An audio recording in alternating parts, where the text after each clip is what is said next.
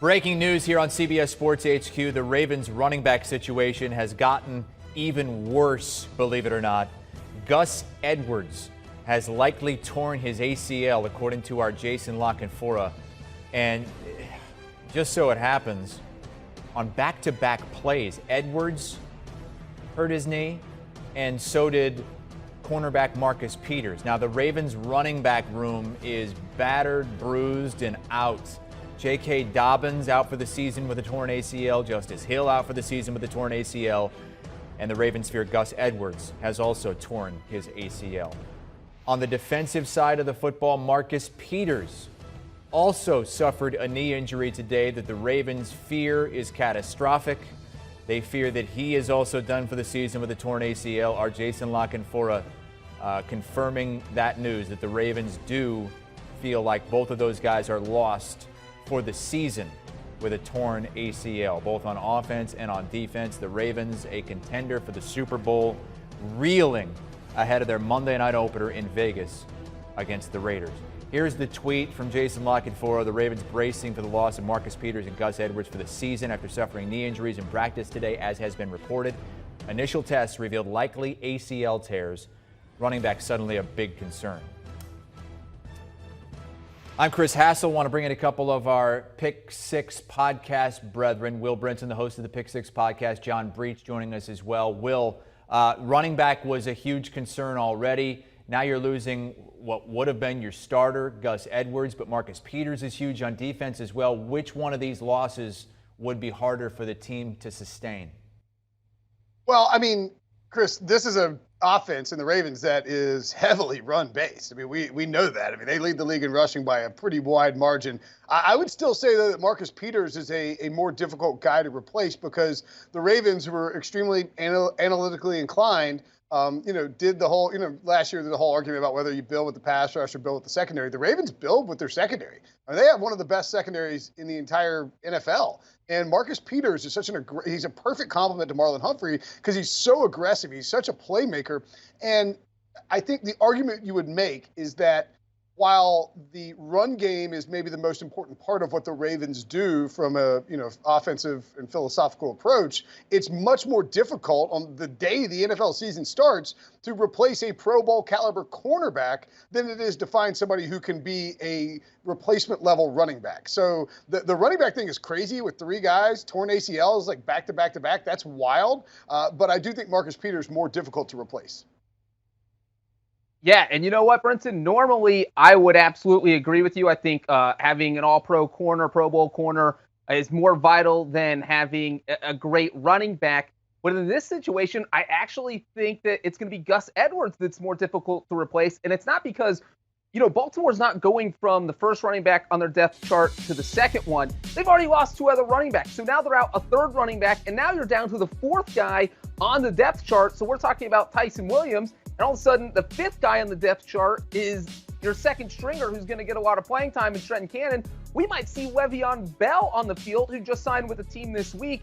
And if you're the Ravens, you're frantically making phone calls right now to get more running backs on your roster. Maybe they give a call to Latavius Murray. We saw him get cut by the Saints earlier this week. But if you're Baltimore, this is a huge, devastating injury that you don't want to see at any time, and especially not 5 days before your opener.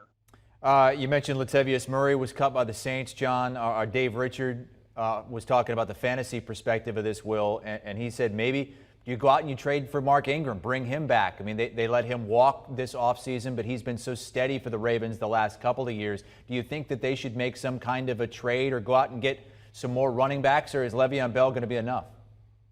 No, I think they probably need to add some more depth. I mean, even with Gus Edwards there, I think there was sort of a misconception amongst the fantasy folks and really everyone that Gus Edwards was going to get 90% of the carries. I mean, the Ravens are a running back by committee team. I mean, they like to spread it around. They are not going to just lean on one guy. Even if J.K. Dobbins was healthy, I don't think he's getting 350 carries or anything like that. So, yes, they will need to find some depth. Don't sleep with Tyson Williams. I mean, they like this kid, and he's a pretty good running back. He should be owned in fantasy. I'm actually kind of nervous if somebody else is going to pick him up while I'm talking to you in my home league. But I think Le'Veon Bell is a possibility here.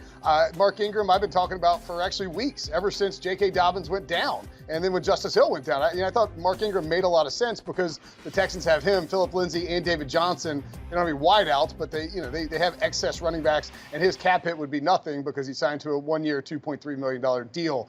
Latavius Murray, very good possibility in terms of a street free agent. I do think you could see him make a trade, although I think it's probably more likely they try to sign from free agency because the Ravens value their draft picks so much.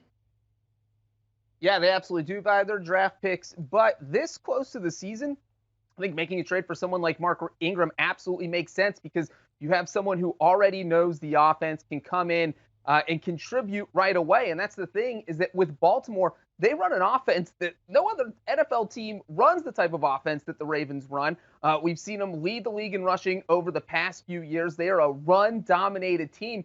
You don't have time to break in a new guy. So if you sign Latavius Murray, maybe he's not caught up running this offense for 3, 4, 5 weeks. Same thing with Le'Veon Bell. If he's out there in week 1, he's not going to know the whole entire playbook by the time he's out there. So getting someone like Mark Ingram, of course, he's in Houston. The Texans know you're desperate, so they might try to jack up the price on any trade you try to make. But if I'm Baltimore, I am definitely making phone calls, trying to bring Ingram back in. And if that doesn't work, then I'm giving Latavius Murray's agent a call.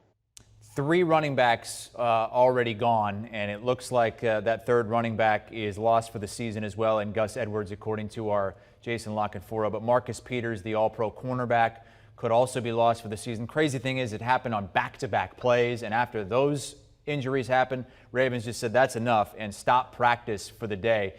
Will, when you look at the win total this season and the expectations, 10.5 is the total. They're one of the favorites to compete with the Chiefs and the Bills in the AFC. After all these injuries, offensively and defensively, before this thing even starts, where do you have the Ravens going into the season? I think now would be a decent time, if you were so inclined, to wager on either the Browns or the Steelers to win the AFC North. Look, again, you can replace running backs, but when you look at what the Ravens do, you can take a deep dive into the advanced analytics. All the Ravens running backs, as Breech points out, this is a really different offense than anybody else runs. The Ravens always draft or sign running backs who are extremely effective running out of shotgun formations. That's because that's just, you have to be able to operate that way with Lamar Jackson and all the read option, RPO stuff, et cetera, that they run. So I think that it's maybe a little more difficult to bring guys in, and you're just not going to find guys who are as effective. So I think that I would probably lean towards the under 10.5 here, and probably look at the Steelers or the Browns as maybe better values to win that division all of a sudden. Yeah, you look at that over-under of 10.5. I'm absolutely taking the under. I thought this was a 10-win team with Gus Edwards out there, with J.K. Dobbins out there, and I had them finishing in 3rd place in the AFC North, and now I feel a lot more comfortable with that because they didn't just lose their top running back, they lost their top 3 running backs. And that's obviously such a vital part of what they do. So if you're the Steelers or the Browns, all of a sudden you feel like maybe the division is a little more wide open. And you look at Baltimore's schedule. They have the Chiefs in week 2. There's a lot of tough games. Obviously, the 2 against the Browns, the 2 against the Steelers. They play the Packers. They play the Chargers. There's going to be a lot of games that are going to be tough to win because they're going to need a lot of points. And when you're trying to break new running backs into your offense, it's not going to be easy to score, and it's not going to be easy to run that offense. So I think that if anything, it's going to hurt them early in the season. Monday night against the Raiders, maybe they can still beat the Lions. I don't think they're too worried about that. When you start playing good defenses, though, Denver, Indianapolis, Los Angeles, that's where this is going to be a lot of trouble early in the season. Tough schedule and a bunch of primetime games, including 3 of the first 5 games in prime time. They kick off Monday night in the final game of Week 1 against the Vegas Raiders, and it's going to be very interesting to see how they split up the carries, and if Le'Veon Bell gets in there right off the practice squad and plays for the Ravens in bizarre circumstances in Baltimore as we get 2 more likely season-ending injuries to Ravens players in Gus Edwards and Marcus Peters. Want a sports network that delivers everything that matters about the game? The highlights, the picks, the instant analysis. No yelling, no fake debates, no politics. Hit the subscribe button and never miss a moment.